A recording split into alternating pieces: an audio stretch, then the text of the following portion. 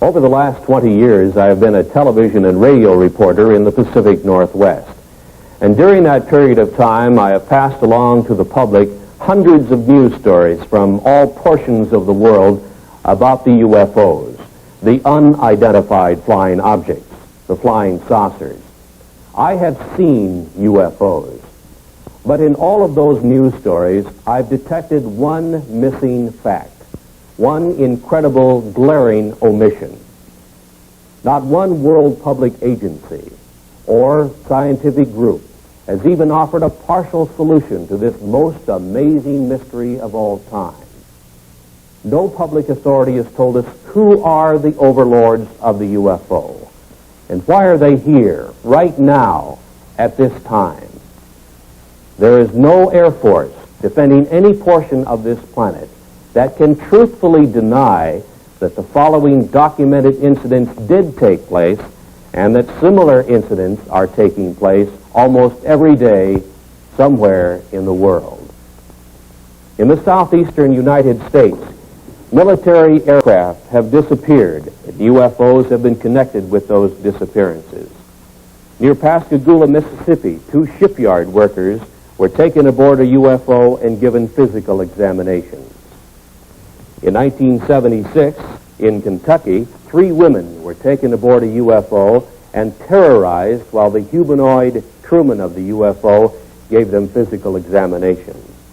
In Wyoming, in 1975, an oil exploration foreman, while elk hunting, was picked up by a UFO along with the elk and was medically examined and returned to the elk hunting area by the UFO crewman. In Arizona in 1975, while working in open country, Travis Walton was zapped away for 5 days and kept aboard a UFO. A few weeks previously, near Alamogordo, New Mexico, a member of the U.S. military was examined by the humanoid crewman of a UFO. Rather than reveal that fact, the U.S. military found duty for Staff Sergeant Charles L. Moody in Western Europe. Before the kidnappers of the UFO, humans seem helpless. The largest circulation newspaper in the United States offers a $1 million reward for decisive UFO information. According to UFO contactees, this is what a UFO humanoid crewman looks like. This is the best UFO photograph in the world. The military took it years ago, and kept it secret. NASA reveals its UFO policy. NASA astronauts have seen UFOs. You learn for the first time what the Air Force Academy teaches its cadet officers about the reality of the UFO. You learn UFO fact, not science fiction. In a surprise ending, you'll see the answers to this incredible worldwide UFO mystery. The origin of the alien intelligences who are the overlords of the UFO.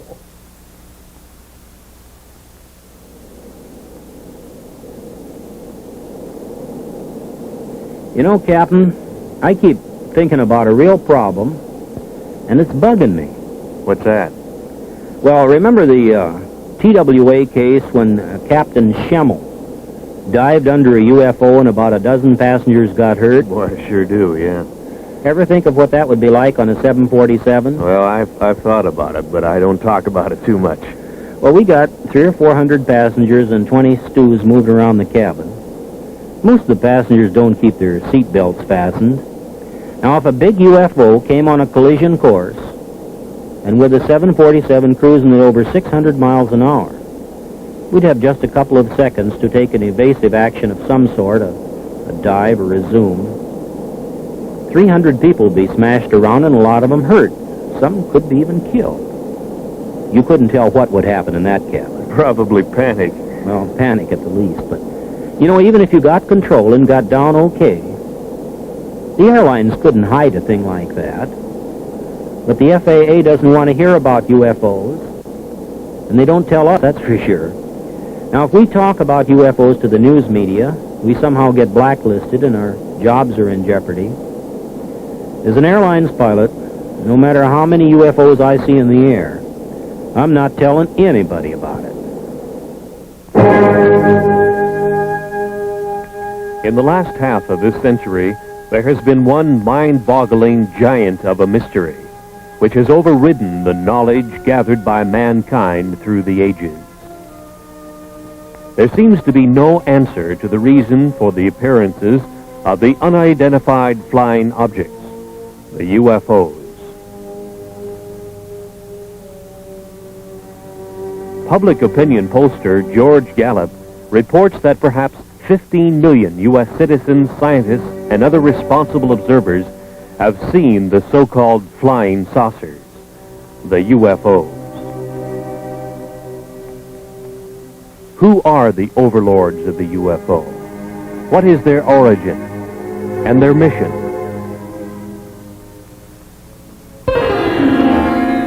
On July 31st, 1952, in the Italian Alps north of Milan, engineer Gianpietro Mangusi took these pictures of the landing of a UFO on the rough ice of the Churchill Glacier.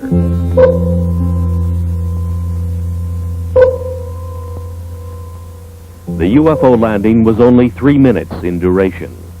A humanoid in some kind of spacesuit with equipment on his back emerged from the UFO, walked partway around it, and then re-entered. And Mangusi had the pictures to prove it.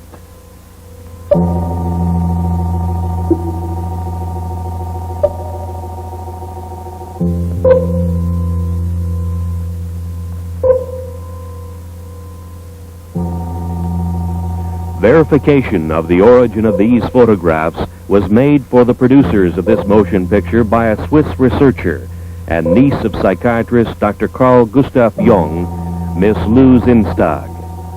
Since that time, world newspapers have made note of UFO stories in all degrees, from casual mention to news of an all-out UFO invasion.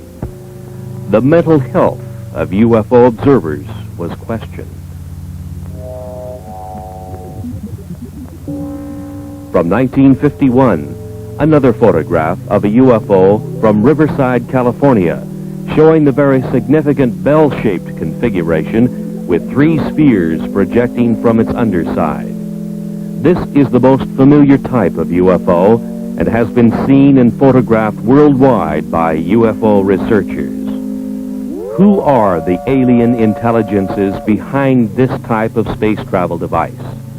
Are the UFOs friend or foe?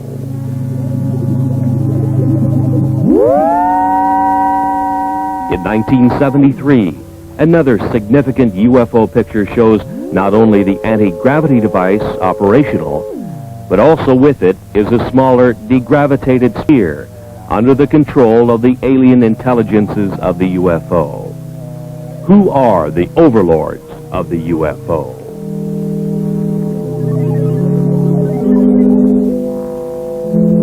In the Mediterranean, on a Sicilian beach, two small UFOs in the act of materialization from another dimension are observed by excited local citizens. Materialization, a concept far beyond the understanding of modern science, but used by the alien intelligences of the UFO. A PhD in biochemistry on the faculty of the University of Oregon in Eugene took this picture of a UFO in the act of materialization from another dimension. 3 times during the shutter snap interval, the UFO appeared and disappeared, and here is the evidence. The scientist, fearful of the scorn of his fellows, kept his name secret.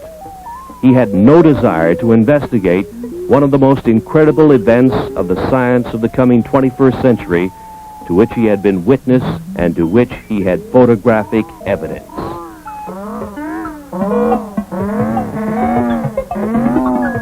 Kidnappings have occurred of military jets, people, and automobiles full of people. The military is helpless, and so are the police departments of the world. Where is the origin of the UFOs? UFO Quebec carried this sketch of a UFO humanoid crewman with a map of the star system in the vicinity of Zeta Reticuli, many light years away. This was indicated to UFO contactees Betty and Barney Hill. Is it truth, or is it a cover-up story? 2 UFOs over San Francisco, similar to UFO surveillance stories and photographs to come from every major city in the world. Iron Curtain scientists have stated publicly their feeling not only that UFOs are real, but that they have the same type of experiences which match those published in the Western world. We now reveal the facts of the UFO which couldn't be kept secret. The planet's most incredible unsolved mystery. Despite the cover-up efforts of world governments, a world silenced by fear, and a helpless world military, private scientific investigators all over the planet have contributed the UFO evidence which we now reveal.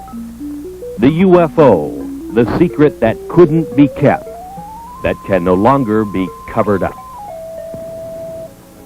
Mount Rainier in the state of Washington was the area where private pilot businessman Ken Arnold, flying back to his Idaho home, first saw 9 disc-like flying objects on the sunny afternoon of 24 June 1947. They were moving at 1,500 miles an hour, a speed far exceeding anything we could put into the air at the time. When he landed his airplane at Pendleton, Oregon, he reported the sighting of inverted saucers moving at incredible speed. The next day, on the radio news broadcasts and in the newspapers, the story sensationalized the term flying saucers. The previous summer of 1946, a member of the U.S. military encountered a giant UFO in a near-miss aerial situation, and the Air Force kept the threat to air safety secret. This event happened on the first day of August 1946 to the man second in charge of flight safety for the U.S. Tactical Air Command, Captain Jack E. Puckett. Captain Puckett's UFO encounter occurred about 30 miles from MacDill Air Force Base near Tampa, Florida, where his twin-engine C-47 airplane nearly collided with an airborne object about twice the size of a B-29 bomber, or about 300 feet long. His report further described the UFO as being cigar-shaped or cylindrical, and with what appeared to be glowing portholes. Governmental agencies have not responded to anxious questions from UFO observers. The Federal Aviation Administration has no UFO policy or opinion. The U.S. Air Force says it has aborted its UFO study program. No answer has been publicly given. UFOs still continue to be sighted worldwide.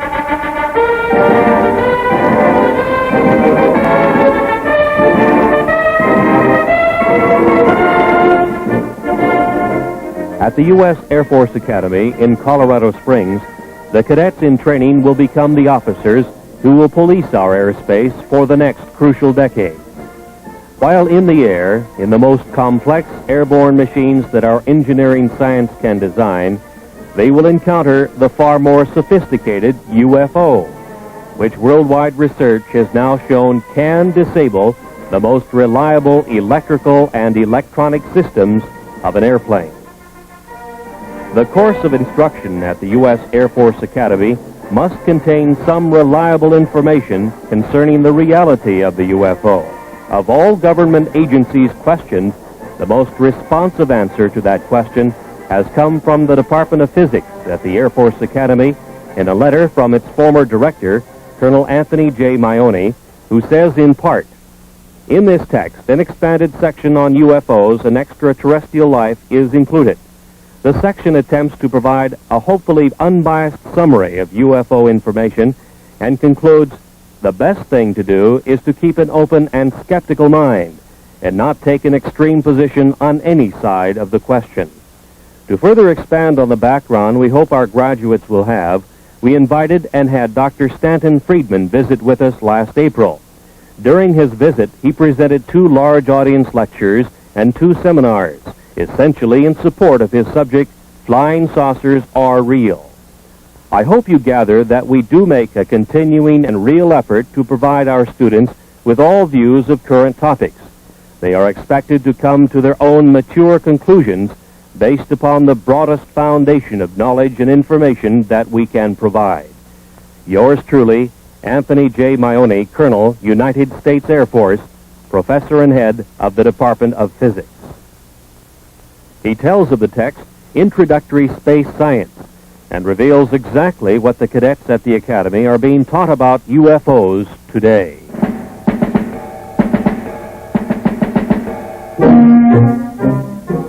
These are the men who will have to make crucial decisions while in the air when they encounter the incredible UFO. In the past, officers of the air forces of the world were given no instruction or any preparation whatsoever for this mind-chilling experience when they meet the spacecraft of the overlords of the UFO face to face. Nor have our astronauts been given proper instruction.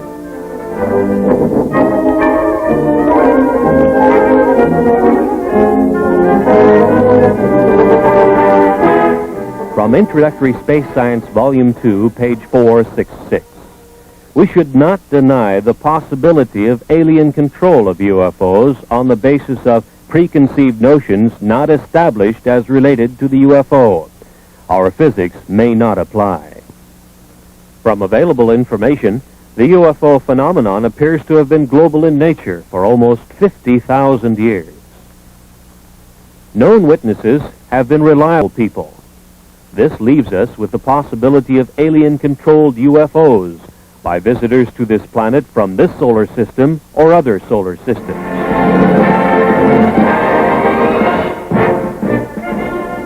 The existence of at least 3 or possibly 4 different groups of aliens, possibly at different stages of development, which implies the existence of intelligent life on the planets in our solar system, or a surprisingly strong interest in Earth by members of other solar systems, the Air Force Academy text admonishes its officers in training to keep an open mind on the baffling subject of unidentified flying objects.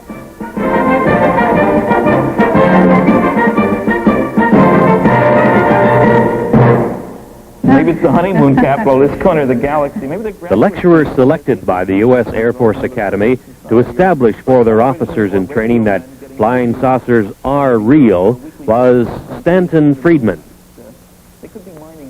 He had been appearing on the lecture circuit in various U.S. colleges as a UFO analyst with a high level of scientific training. keeping Friedman's academic background includes a bachelor's and master's degree in nuclear physics from the University of Chicago.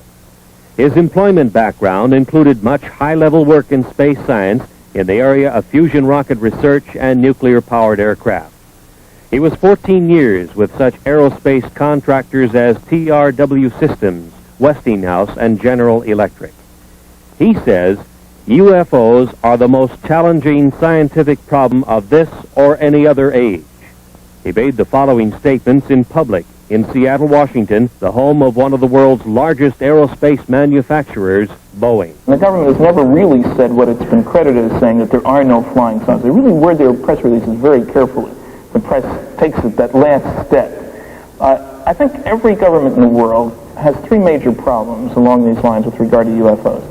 One, they'd like themselves to figure out how it works, because it makes a great weapons delivery system. It makes anything we're flying look pretty naive by comparison. Two, you'd want to make sure that the other guy doesn't figure out how to duplicate their behavior, because then you have a defense problem.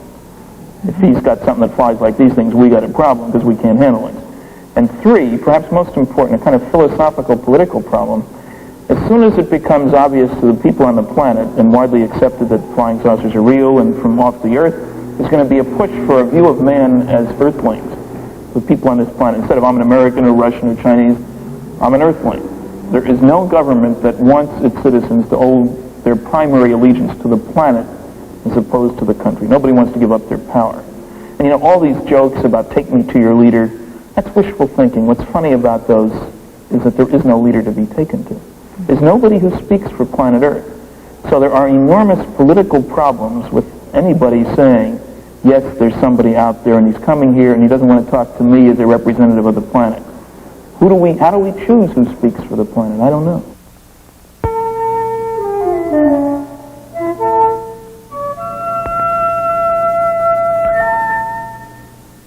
Since the 1950s, it has been easy to point to the millions of suns in space and speculate that somewhere out there is the home of the UFO. That UFOs are spacecraft from some other Earth, orbiting some other sun, just like ours. From a visible sun in the visible universe. Perhaps so, perhaps not. But the UFOs could also be from an invisible dimension, in the invisible portion of the universe, which our science cannot easily detect. Perhaps one or possibly both of these concepts will one day be the explanation of the origin of the UFO. The Air Force Academy text on space science concedes that 2, 3, or even 4 levels of alien intelligences might be involved.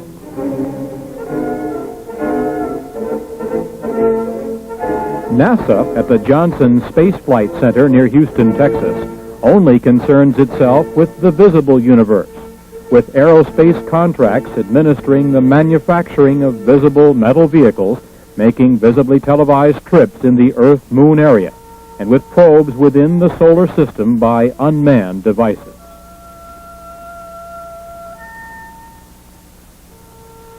NASA astronauts in their Skylab make a track across the nighttime sky, lit by millions of suns.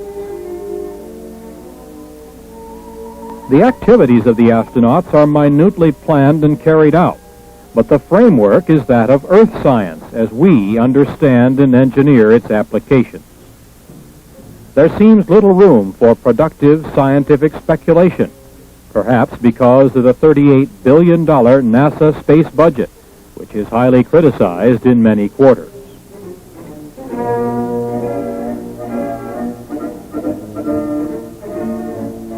It is difficult to explain why the planners of NASA's space program would refuse to admit the spacecraft capabilities of the alien intelligences who built this device, first seen over the Korean battle area in 1952 and photographed by the U.S. military.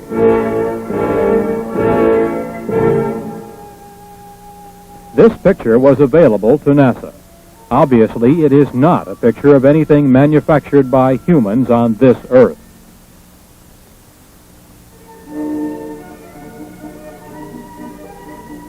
It was classified then and now as an unidentified flying object, a UFO. Can we now identify it? Is this actual photographic evidence that proves that alien intelligences use a spacecraft like this to travel from their dimension to our reality? Is a Watergate-type scientific cover-up involved? Let's now examine that possibility.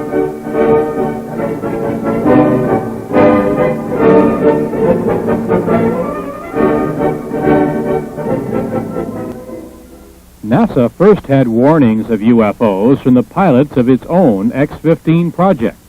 The X-15 is a rocket-powered airplane which is launched high over the desert test area in California. The B-29 bomber is the launch vehicle which takes off, flies to its highest possible altitude, and then launches the little rocket-powered airplane. The test pilot gives it power, and the airplane goes through its maneuvers. Various complex engineering problems are worked out by such testing. And the engineering flight test pilot is one busy man.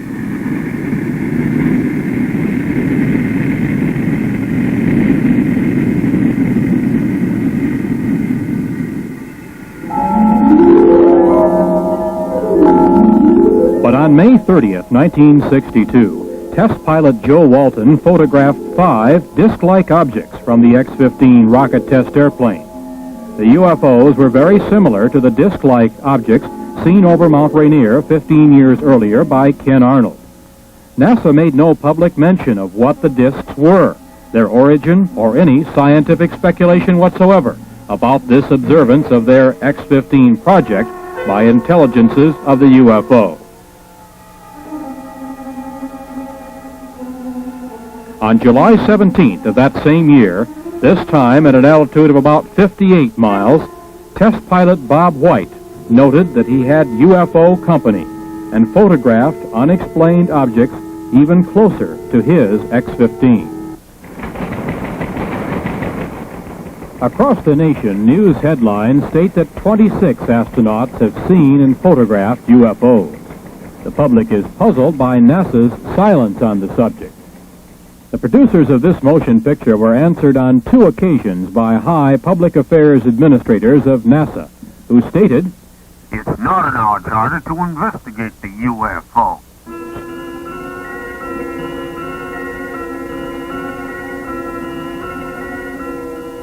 Inside the Skylab in zero gravity, the astronauts go through the day and night with their every minute carefully scheduled. The scientific experiments are in almost every instance planned, not to open new areas of the unknown in cosmic science, but to reinforce the ideas we already hold regarding the reality of the universe. Planners have left no time or leeway in which the UFO can be postulated, thought about, or examined. Certainly, few startling public announcements have been made of any new discoveries during space missions. No new theories have been advanced. Astronaut Jack Lousma in Skylab 3 saw a glowing red object making its way across the field of his vision. He photographed it from his little planetoid in space, the NASA Skylab. It could have been explained as a meteor glowing red in space, except that there is no atmosphere in space whose friction could heat a meteor to a red glow. Was it a UFO observing Skylab? NASA remains silent.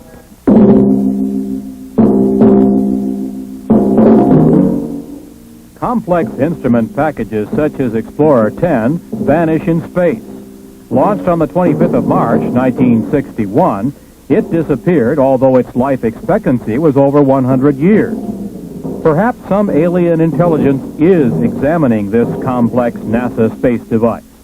NORAD cannot find it, and it is not transmitting. It just disappeared.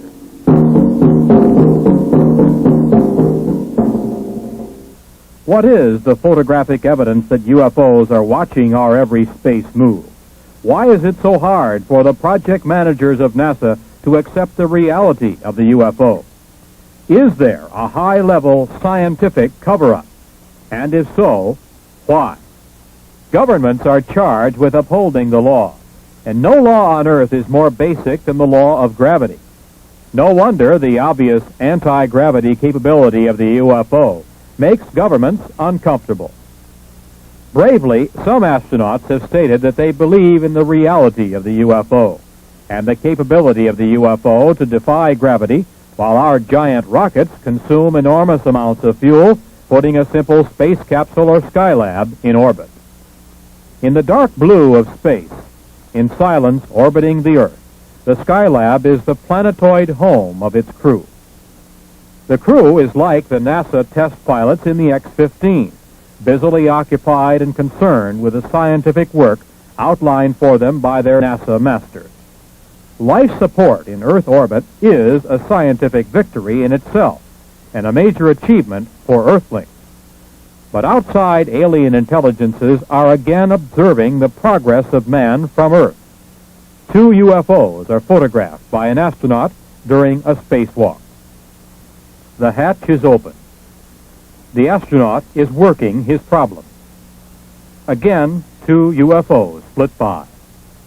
Just moving lights, something that could be easily ignored unless we obtained other pictures and other explanations.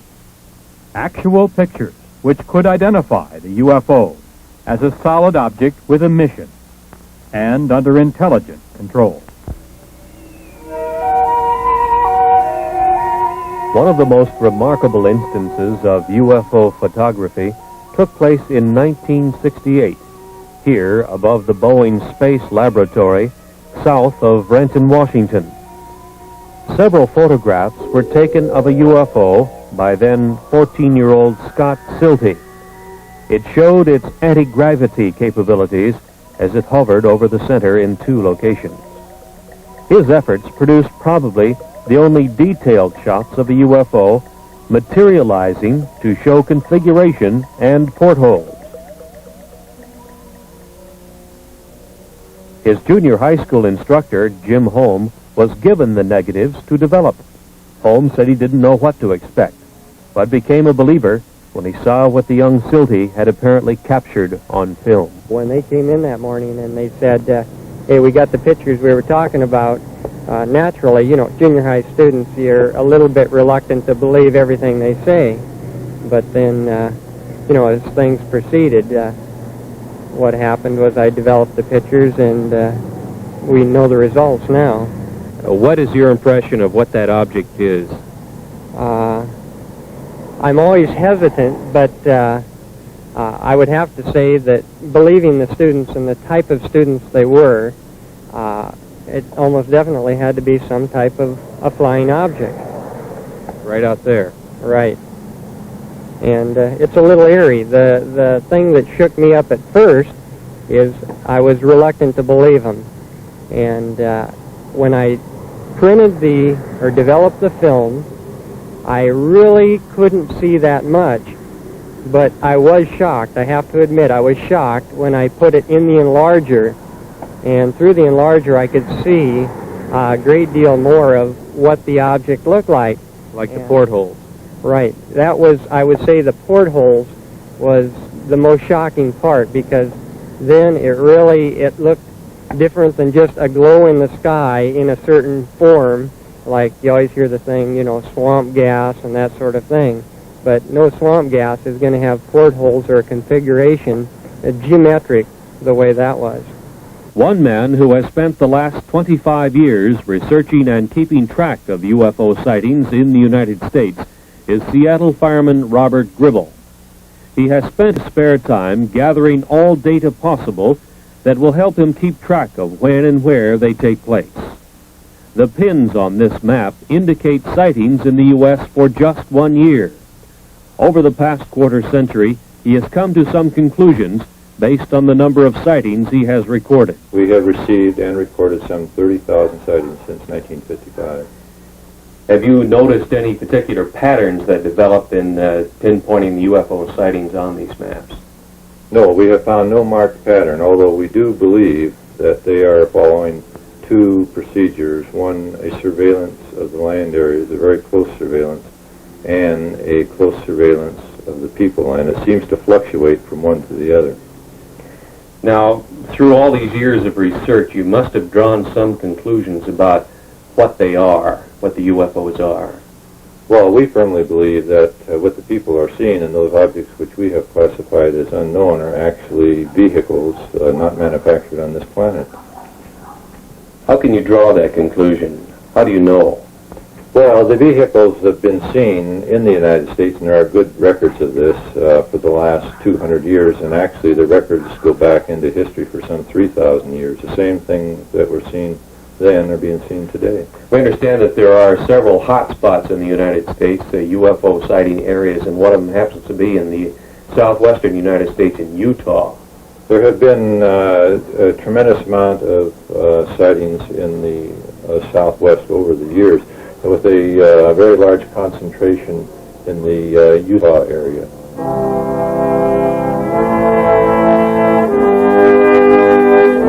The Canadian UFO Report was one of the initial UFO publications to headline the story of the possibility that much of the early Mormon history tells of a contact with an alien intelligence, the angel Moroni.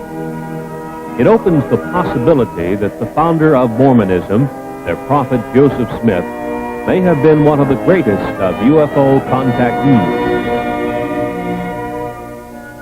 Dr. Frank D. Salisbury, on the faculty of the State University of Utah in Logan, and himself a Mormon, does not doubt that possibility.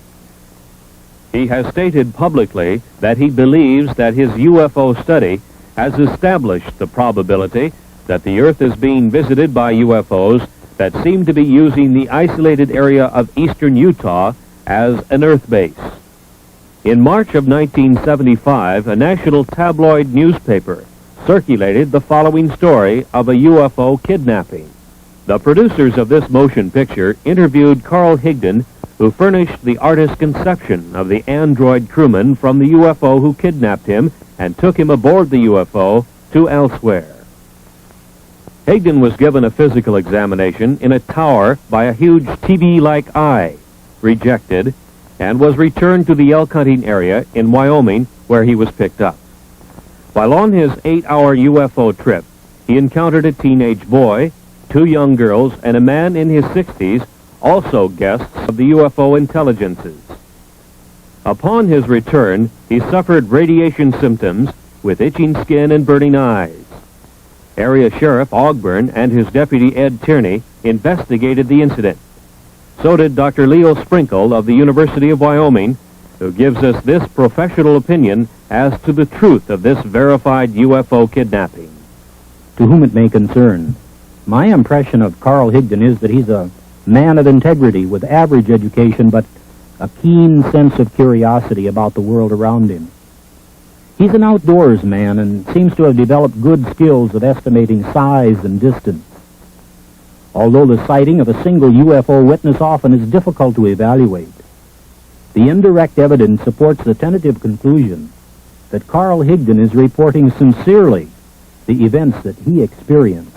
Hopefully, further statements from other persons can be obtained to support the basic statement.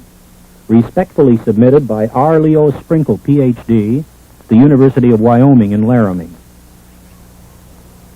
UFO traffic in the Rocky Mountain area of Utah, Arizona, and New Mexico reached a high level in the November, December, and January period of 1975 and 76, with police departments reporting large cigar-shaped UFOs and other UFO types of spacecraft hovering for days at a time over cities in this area.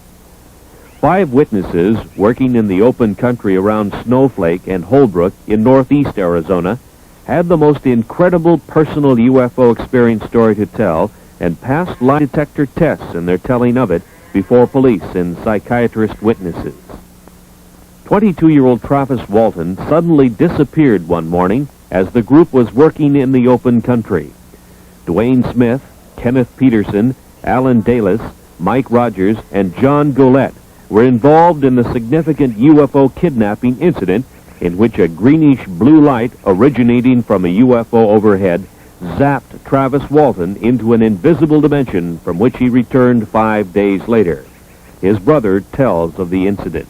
He spent 5 days on a UFO he thinks. Now, there is some small time loss in there, but for all intent and purposes, he spent 5 days on there. He did come in contact with some beings that are human-like, but they weren't human, and he had quite an experience. He said he doesn't remember anything about a blue light in the first encounter last Wednesday. The blue light that they saw, he said, at that instant, felt like he got hit in the forehead with a baseball bat, and it knocked him out.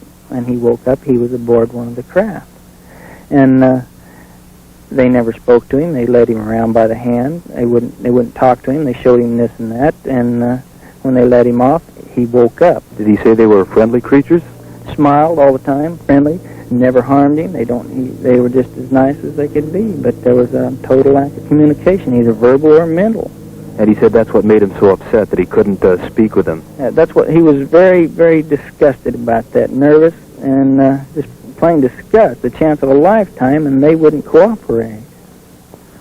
Obviously, Dwayne, you know your own brother probably better than anybody else. Do you believe the story? I've never seen him play a practical joke in his adult life. A psychiatrist tells of his examination of Travis. Our conclusion, which is absolute, is that this young man is not lying. There's no collusion involved, no attempted hoax or collusion with the family or anyone else. There's a rumor around that there's contracts. There are no such contracts. No motivation for a lie. Any possibility of lying or hoax as you see it? None whatsoever. As we have indicated, UFOs can create a tremendous spatial energy flow. One of the most startling examples of that occurred several years ago on Vashon Island, which is located in the Pacific Northwest in Puget Sound, not far from Seattle, Washington. It was near the tiny town of Vashon that several UFO sightings had taken place in the late 1960s. So the fact that local residents had seen such phenomena was not startling. But the fact surrounding one of the incidents was unusual, to say the least. So it was out in that area? On the night of the 19th of February, 1968, Detective Lieutenant Terry Ullman was dispatched to an old gravel pit area west of town. Some young people had seen a UFO, and the King County Sheriff's Office was sent to investigate.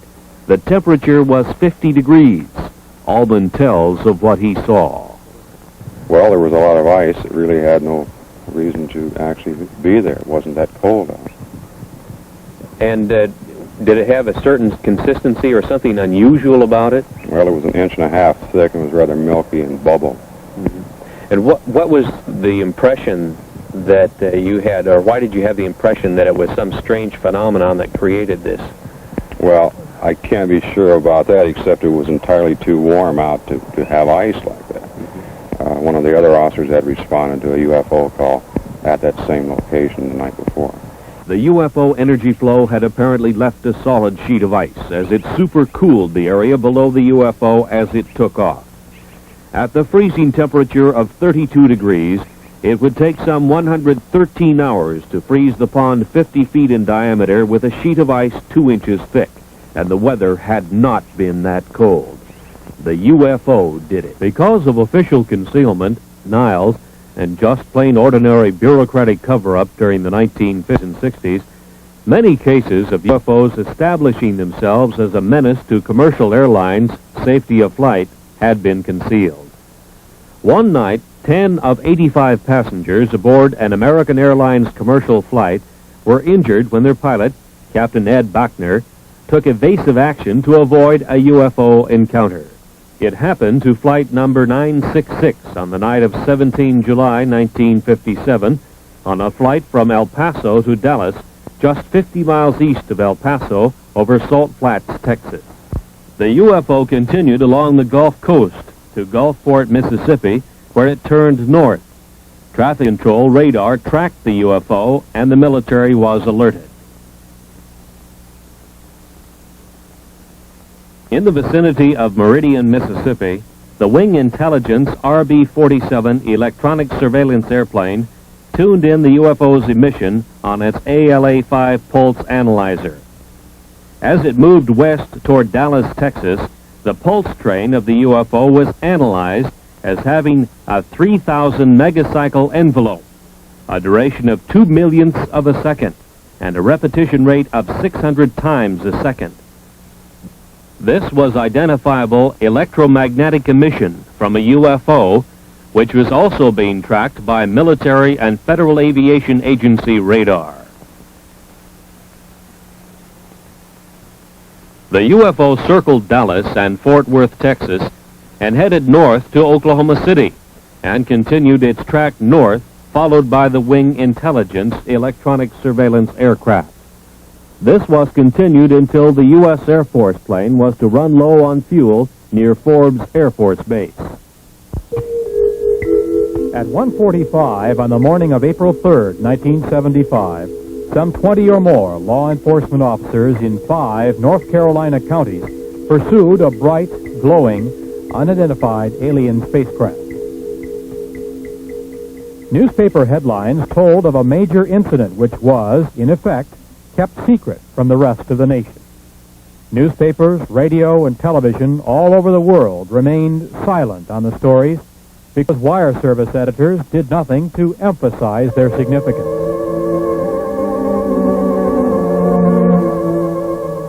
From police descriptions, the artist has been able to draw the lighted V-shaped UFO which appeared.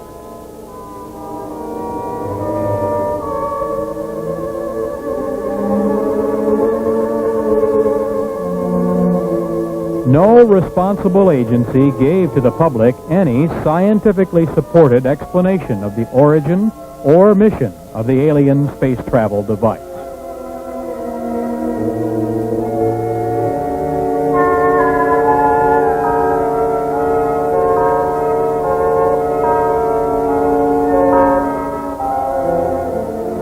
The story was much the same 2.5 years earlier in Pascagoula, Mississippi.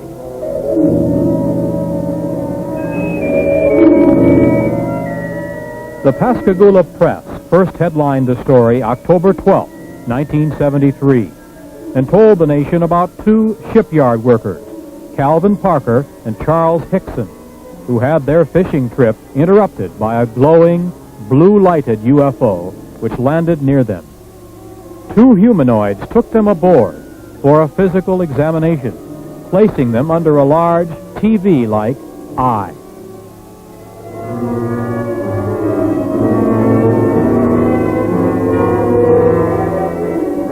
Scientists were quoted as saying that the UFO report was true. NASA was supposed to probe, but didn't. Federal agencies were asked to investigate, but didn't.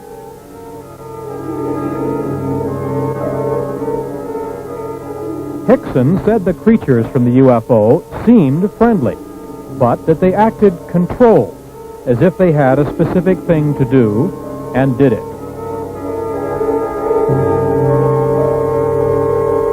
They were about 5 feet high, pale and ghost-like, with crab-like hands and rounded feet. As Hickson and Parker were taken aboard, they suddenly began to float on air, became weightless, and totally helpless.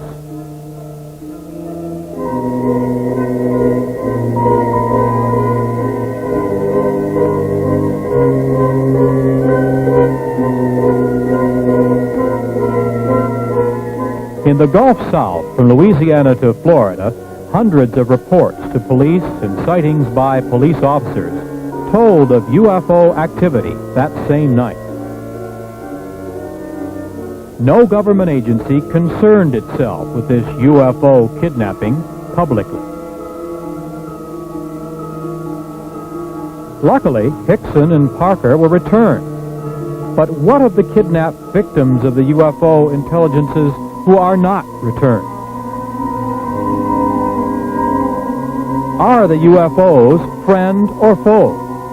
Or are they conducting a project in which humans become nothing more than guinea pigs? This is serious speculation.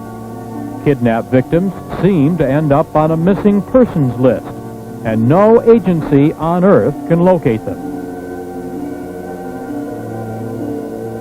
The alien intelligences of the UFO are from somewhere, either in our dimension or from another dimension, which is difficult for anyone to detect.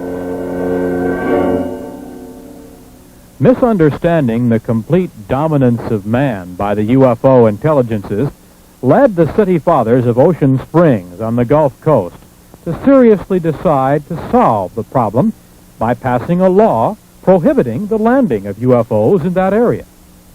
Alderman William F. Dale, Jr. thought the local police should be able to handle it.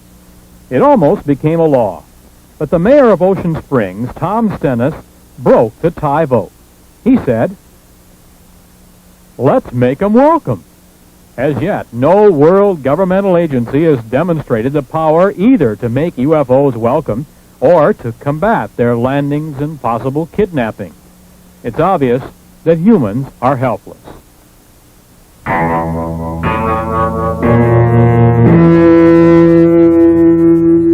Since 1966, the very competent scientific analysts of the British publication The Flying Saucer Review have been assembling all available information about alien intelligences who have made repeated UFO landings in the high Pyrenees Mountains between France and Spain. So have the defense authorities of both nations. The UMO intelligences claim they come from what we know as Star System Wolf 424, some 14.6 light years from Earth, 90 trillion miles. Near their home planet, their UFO space travel device enters a black hole in space. A giant energy whirlpool vortex which hurls their spacecraft into another dimension in which time hardly exists. From this, they emerge into our dimension, into our solar system, and proceed to their expeditionary target, Earth.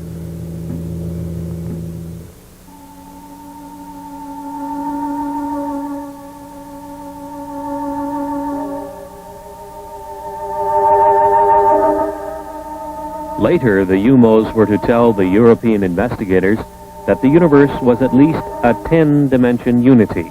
Perhaps even more, they were not certain. But they knew of and used at least 10 dimensions of reality. Each reality was separate from each of the others. Each of the 10 realities had its own rules of energy manipulation. Even though there were 10 dimensions which were open to space travel, reckless energy misuse in one dimension can disturb the cosmic unity of another dimension and its inhabitants. Telepathy is used to receive knowledge during space travel. The mind, said the UMOs in the quiet areas of space, is especially open to pure cosmic knowledge received by telepathy. Any mentality can receive and benefit from knowledge received by telepathy. The more telepathic ability is exercised, the more valuable it becomes, the UMOs learned, as they learned many of the high scientific secrets of the solar systems they traveled through in their space exploration projects. Target Earth was to be another of their cosmic projects. The UMOs first learned of the planet Earth, with inhabitants of some intelligence, in the Earth year 1950. They landed and left 8 of their males and females in the area which had high mountains between France and Spain. Since that time, they have studied the new planet and the method of mental understanding used by its inhabitants. They found Earth science could not account for cosmic beings like themselves. They have carefully made themselves known to certain people of France and Spain, about 30 in all. They have tried to understand the limitations which exist in the mind of man. They find human knowledge inadequate and much inferior to the cosmic understanding, which permits space voyages between the UMO position in the universe and the Earth.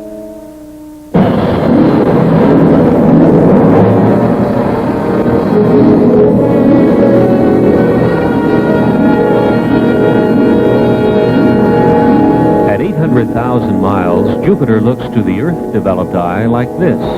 To the UMO, perhaps different. Jupiter's moon, Ganymede, is some 8,000 miles away and moves in its orbit. Its diameter, 3,000 miles. The UMO intelligences took a heat measurement of the Jupiter hotspot. They compared the measurements to that of the surface of their sun and found it about the same. The other Jupiter moons were identified: Europa, Amalthea, Callisto, as they were named by Earth astronomers.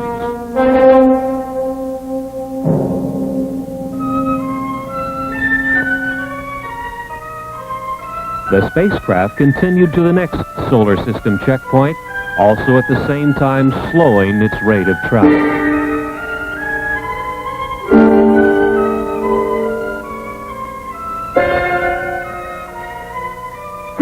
Saturn was identified with its strange moon, Titan.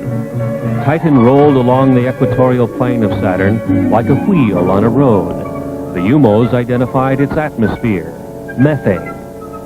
In the vicinity of Saturn, they tuned to the history and the totality of knowledge of the solar system, accumulated since the time the sun was born.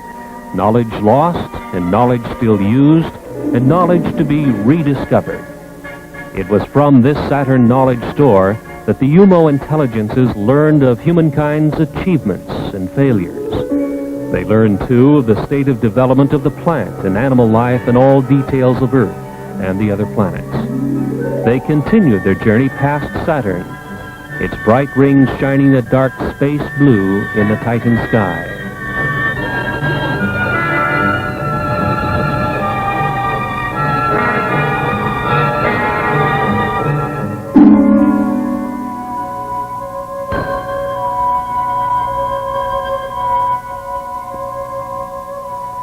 The cosmic voyage continued to Mars.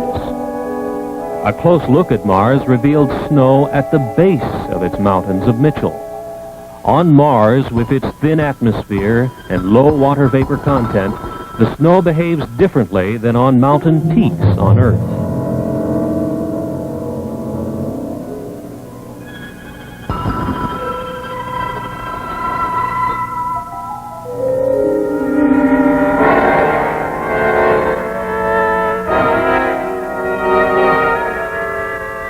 Leaving Mars, they passed scarcely 100 miles from Phobos, one of its two moons.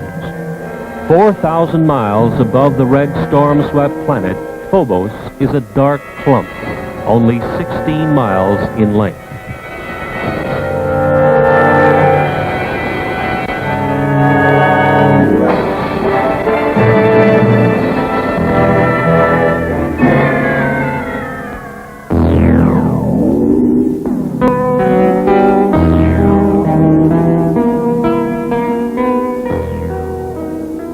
The final checkpoint of the cosmic voyage brought a strange and beautiful sight. Their project destination, Earth, was eclipsing its own sun, and they passed over the Earth's moon just beneath. They had come nearly 90 trillion miles, 14.6 light years. Elapsed Earth time, just about 7 months.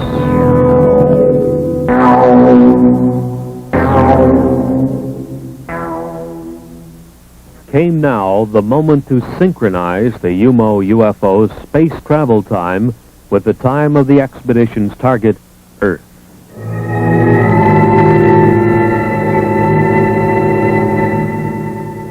By telepathic means, the UMO alien intelligences claim to have notified some 20 selected Earth people of various responsible backgrounds to expect the UMO UFO. These people lived in Spain.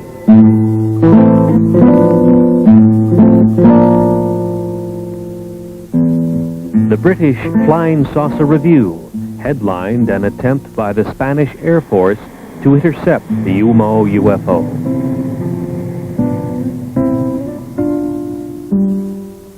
An Andorra radio station employee also noticed the UFO as it neared its destination in the Pyrenees Mountains between France and Spain. The UMO spacecraft, after its cosmic voyage, became visible over the Pyrenees Mountains. and the IH superimposed marking, unlike any alphabetical symbol on Earth, was photographed. The first pictures taken were from the ground near the outskirts of Madrid on February 6, 1966, and again on the 10th of June, 1967. They are known as the San Jose de Valderas photographs, which were published nationally in Spain after thorough investigation by the national magazine Horizonte.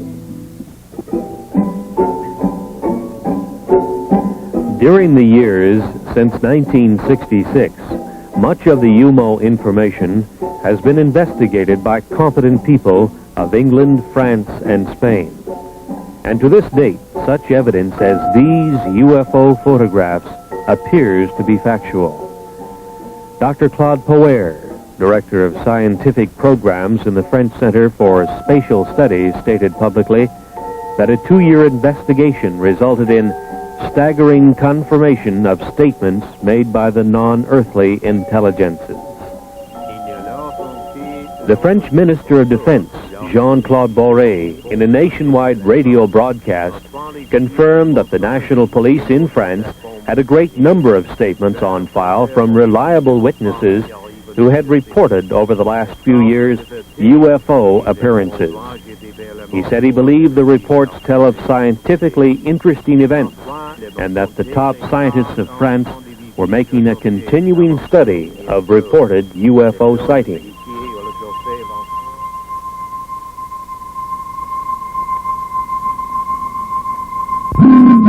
From those files comes this photograph of a UFO taken at night as it was tracked across France. This is known as the Valençol UFO. The device is emitting brilliantly colored radiation and seems solid. If so, it is obviously capable of defying gravity. The French defense minister says that this type of appearance is being studied seriously by French science.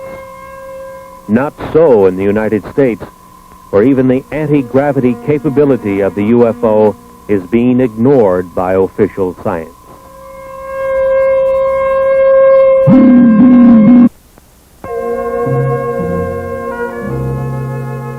As they said in Spain, the alien intelligences of the UFO may originate from a planet called UMO, 16 light years from Earth, and they may not have.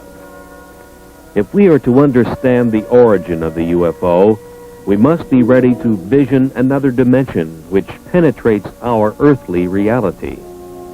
It is a higher energy dimension from which the UFO can materialize to our vision, our cameras, and our scientific instrumentation.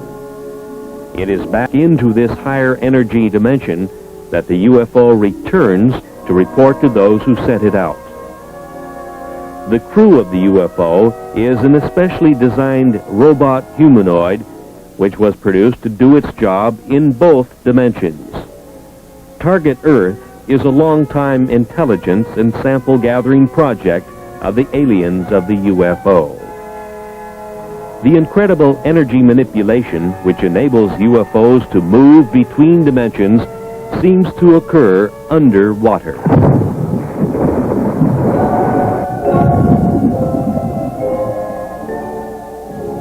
The Puerto Rican Deep, which extends 30,000 feet under the sea, is one such area. Seawater covers 2/3 of the surface of the Earth, and in that water lives one of the Earth's most intelligent and environmentally adjusted creatures, the dolphin. The dolphin's brain is substantially more complex and in some ways superior to the brain of man. The dolphin's telepathic ability is highly developed, and with it he excels at communication with other dolphins.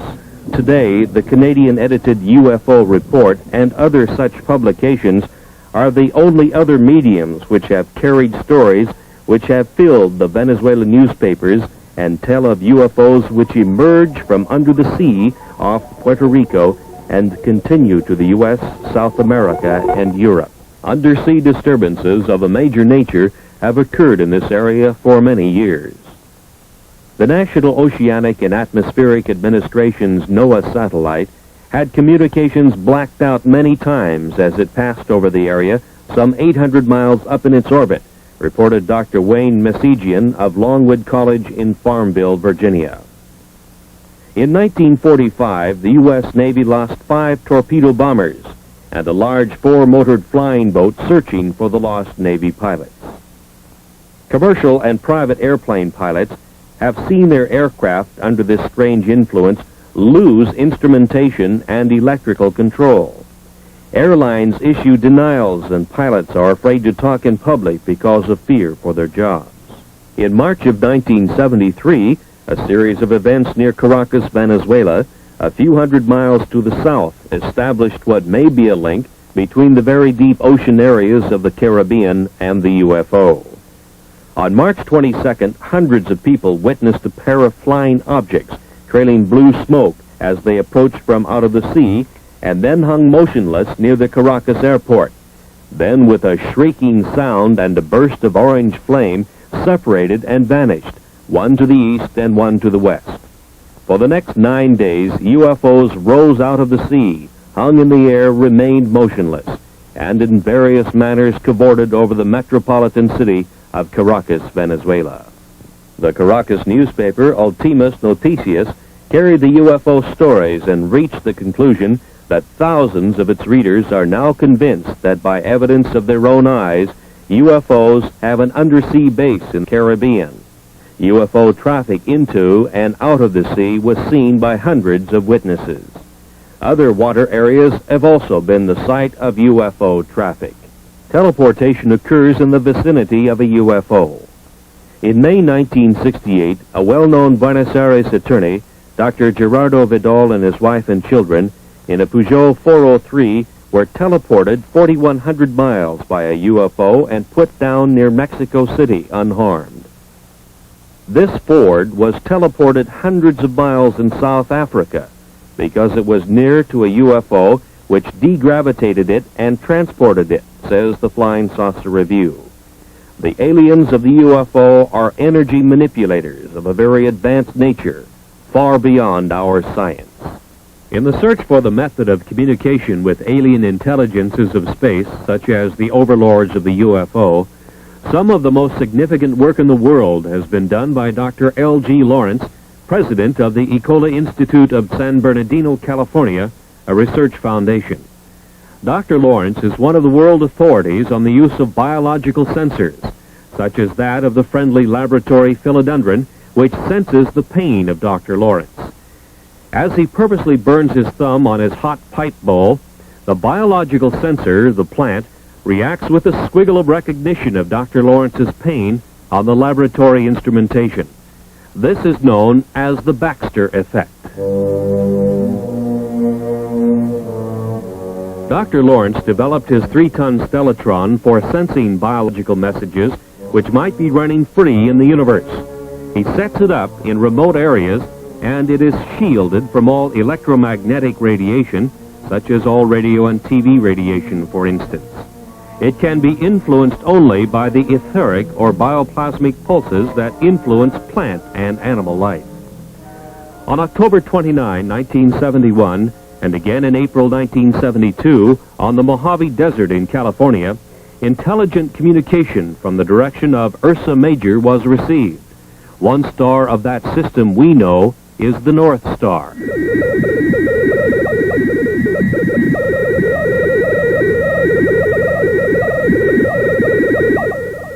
The intelligent character of the overall pulse train is implied by the discrete spacing patterns and the repetition of recognizable patterns.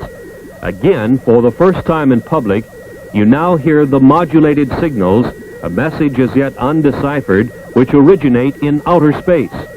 This has been brought to you by special permission of Dr. Lawrence, and it is a scientific first.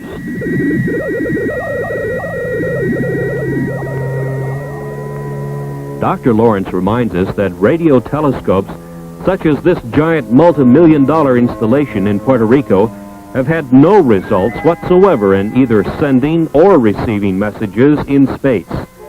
Radio telescopes seem useless in receiving cosmic messages, probably because they are looking and listening to the wrong possible sources. He recommends biological sensors instead.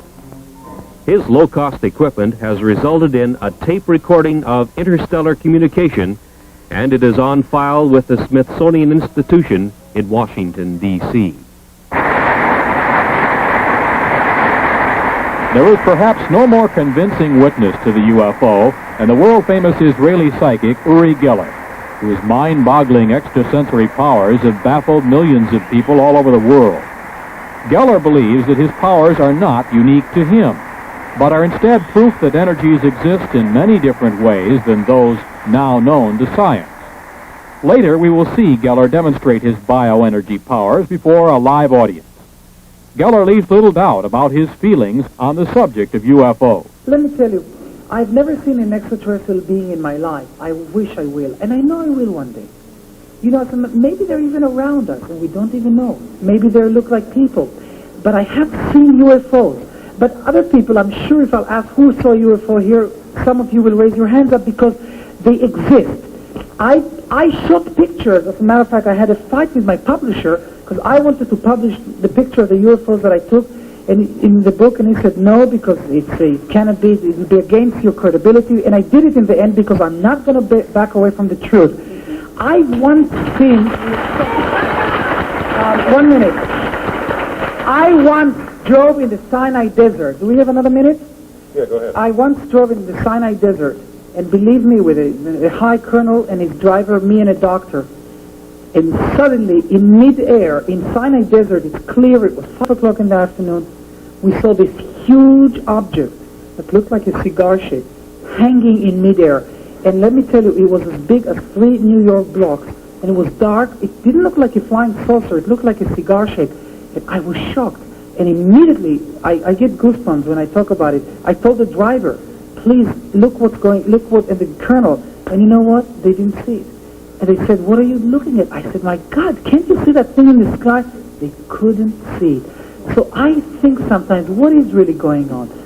Is it really implanted in my mind? Is it really not out there and only, or is it there and only the people who believe in it can see it? I don't know. There are questions that I can't answer myself. Some call him a magician.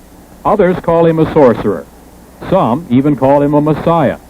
But whatever they call him, the world has never seen anyone quite like Uri Geller.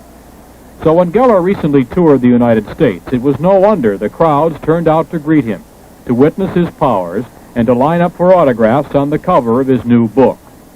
They stood in line because they had just witnessed an extraordinary sight. Hundreds brought with them broken watches and clocks, many of which hadn't run for years. Then they sat back and watched the bioenergy of Uri Geller go to work. You can see that the second hand, can the camera show the second hand? That'd be a tough shot, I think.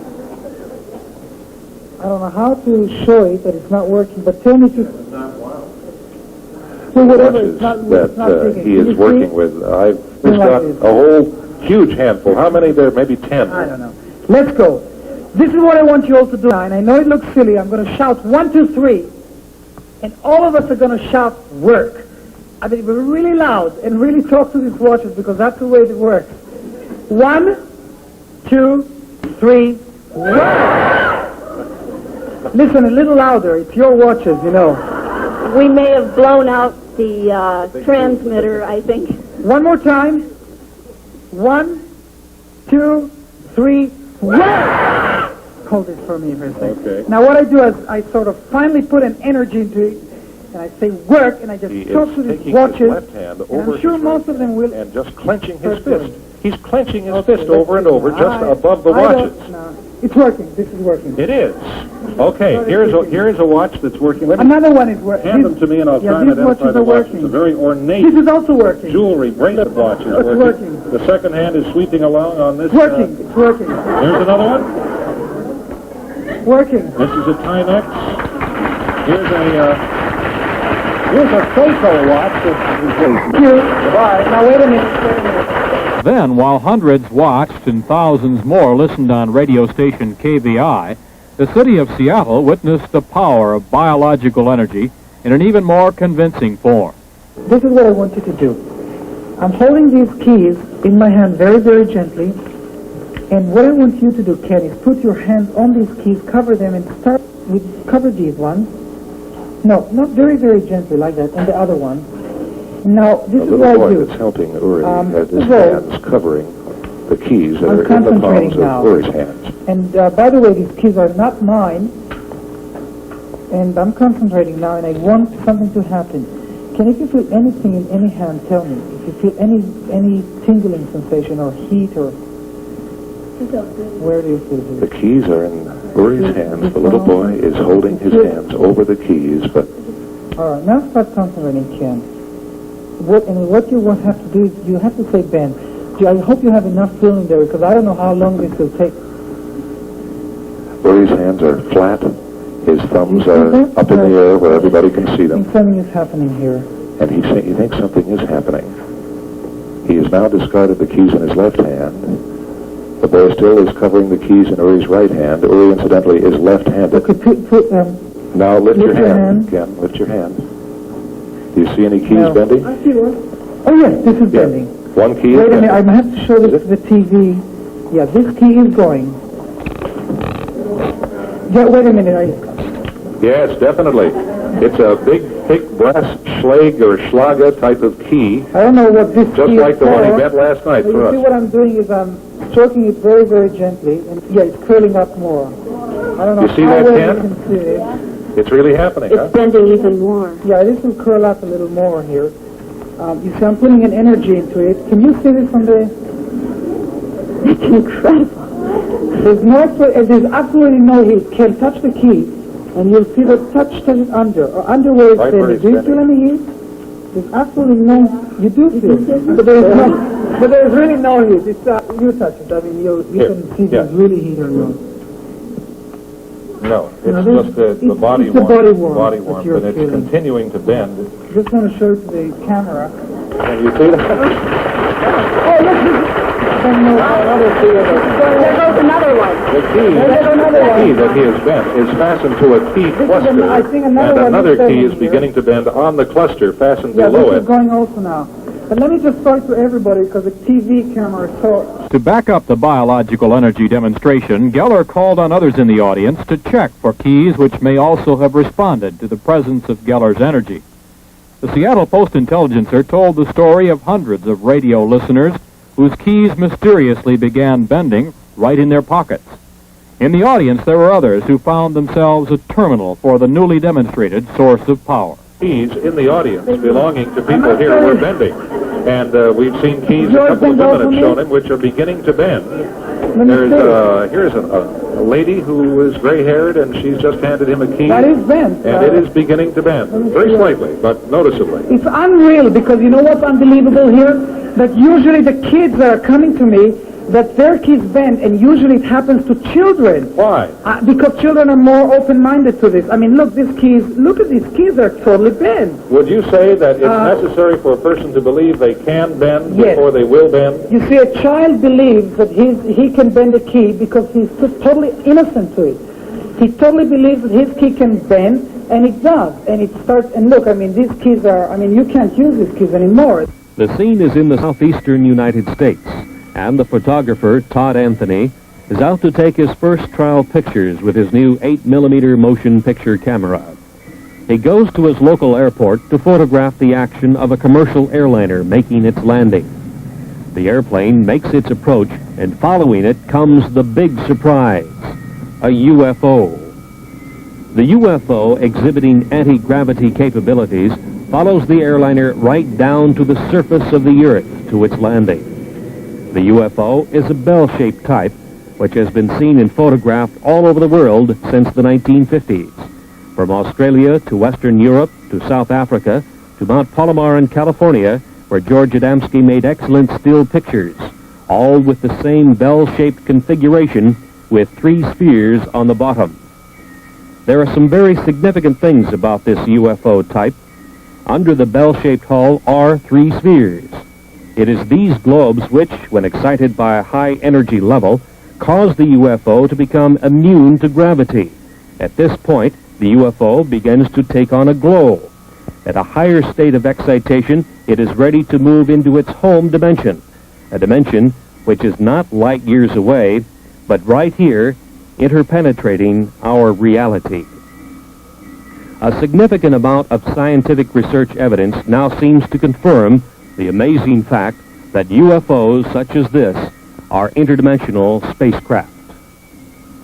These same types of UFOs have been photographed invisible to the human eye by means of ultraviolet filters and have been found to be trailing our commercial airlines flights at 35,000 feet, just as this flight was tailed by a UFO right to its landing. This time, it was visible. We have presented evidence that many times commercial flights near a UFO have lost electrical control and their aircraft instrumentation. Pilots have confirmed this fact. Passengers have been injured as pilots have taken evasive action when surprised by a UFO which to them seemed to be on a collision course. Yet no world scientific agency or government group has seriously studied the problems of UFO encounters, or kidnappings, or losses of aircraft due to the UFO. Is the UFO mystery truly a scientific Watergate, an incredible and dangerous cover-up? Understanding of the UFO may be beyond our science and political system, but it is not beyond the human mind. The alien intelligences of the UFO and the human earthlings are all common inhabitants of the cosmic energy intelligence continuum.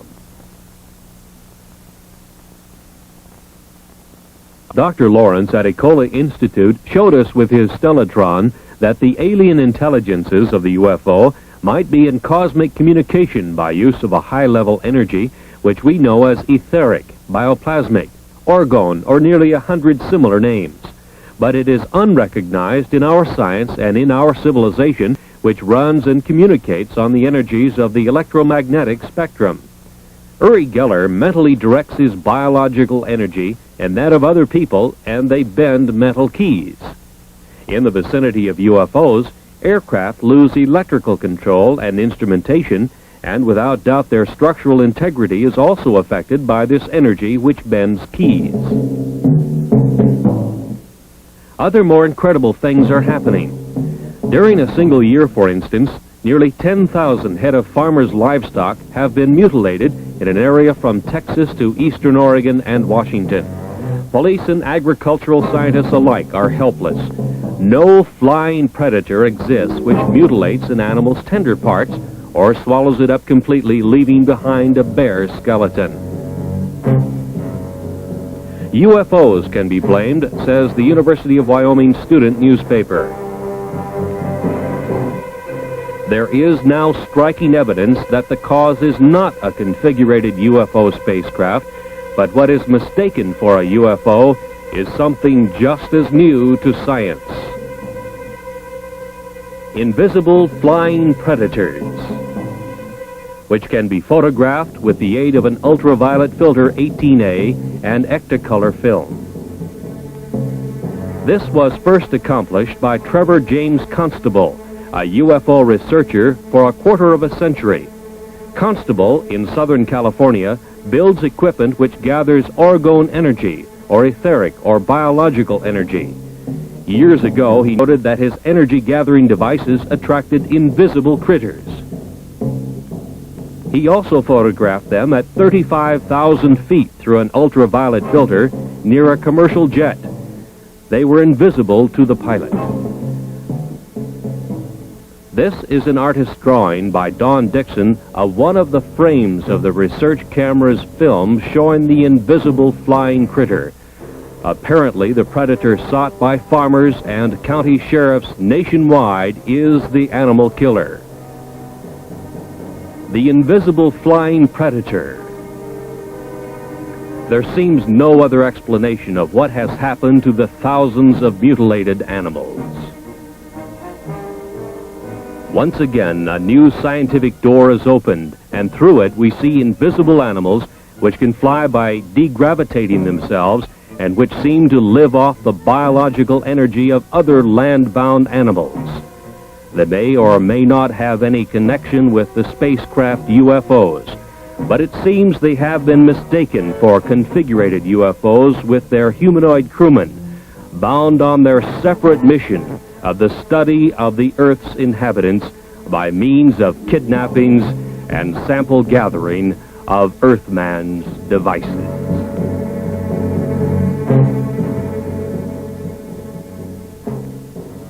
In the U.S., it is at Federal Aviation Administration flight centers that air traffic controllers are trained to handle the routing of aircraft in the nation's air lanes, so as to keep constant eyes on the safety of flight procedures. But what about the UFO? What about near misses where UFOs and passenger airplanes were involved? These near misses have occurred, and when the pilot takes evasive action, passengers have been injured. This we know to be fact. UFOs are conveniently ignored by all. This is the FAA interpretation. Air traffic controllers are just that, not UFO traffic controllers. UFOs are ignored in the FAA procedures, even though it can now be proven that not only have near misses occurred, but that aircraft have been lost in the powerful energy fields of the UFO. The UFO problem has not as yet been permitted to be properly studied. Truly, is this expensive and complex world air traffic control system really adequate?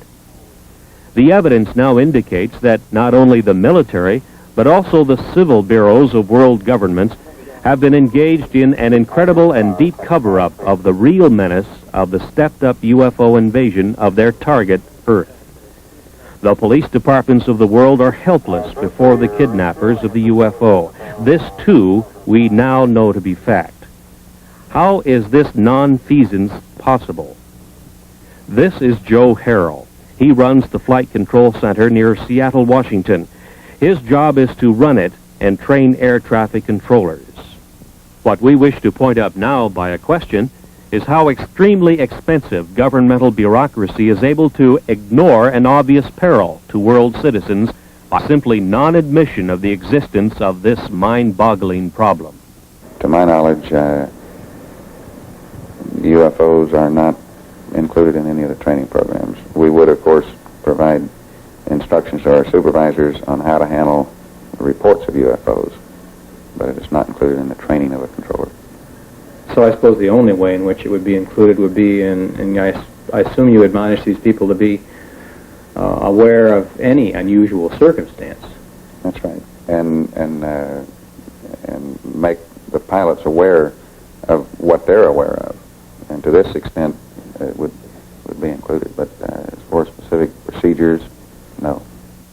After $60-odd billion spent for manned spaceflight by NASA, it has been determined that man is truly confined to this Earth. The incredible secret concealed from the tax-paying public by both NASA and its congressional masters is that man cannot participate in long space expeditions. NASA has scientifically verified and kept very quiet the fact that the unstoppable cosmic rays to which every astronaut has been exposed destroys brain cells at the rate of 1% every 4 months. Since the neurons of the adult human brain do not reproduce, a space expedition represents irreparable brain damage and would reduce the crew to idiots in even the 8 years it would take to go to the nearest sun and return. NASA claims that the 13% loss of neurons would equal the brain damage sustained by an alcoholic, but NASA does not allow for increased intensity of cosmic ray bombardment as the astronaut moves in space. NASA must now admit that man cannot travel far in space because of significant brain damage which he will undergo. The main building of a graduate university of advanced study in Switzerland near Basel is Das Gotianum, acclaimed by architectural students and professional architects as being a space shape of striking originality. Das Gotianum was founded in the early 1900s by Dr. Rudolf Steiner, whose philosophy of science deals with the influence of alien cosmic intelligences on the human mind. Dr. Steiner was a highly trained scientist and clairvoyant who could see to a higher etheric energy dimension. He could see a view of cosmic reality which is denied to normal human vision. In some 6,000 lectures attended by the best minds of Europe, he made his observations known to those who would profit from this higher knowledge. This information is now available. Knowledge, the key to the secrets of the universe. Man's pursuit of the mysteries surrounding the UFO and the Etherians continues. And although many books have been written about the subject, the best available information is speculation. So what we have offered you is best available speculation. 2 questions. First, who are the Etherians? Notwithstanding their similarity to man, the Etherians' body is different from man's. They live in their own dimension, so we see only their servants, the humanoids. The Etherian overlords of the UFO have thinking minds, feelings, and emotions like we do. They have a strong sense of will and a strong sense of purpose.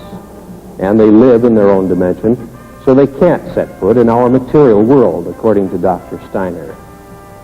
Next, why are they here? Why are they interested in Earth humans? Maybe we are doing something here on Earth that is disturbing their world, their dimension. Maybe we are doing something here on Earth that is upsetting the balance of the universe. UFOs have been seen for centuries. Is this recent stepped-up activity over the last 30 years due to some recent disturbances within our dimension? Maybe we have sent giant shock waves throughout the universe, and the Etherians are here on Earth, trying to find out what they can do about this intrusion. One thing could well be the high harmonics of the sonic boom of the supersonic bomber, such as the B-1. An interdimensional space quake could have sent shock waves into their dimension. And of course, atomic devices could be another element that is disturbing beings in other dimensions. But the Etherians seem to be sampling our dimension by human kidnappings and the taking of animals and the taking of sophisticated electronic devices made by our Earthman scientists. The Etherians seem to want to know what we are doing, and we had better know too. Think about what we are doing to ourselves, because it could have a profound effect on beings in other dimensions.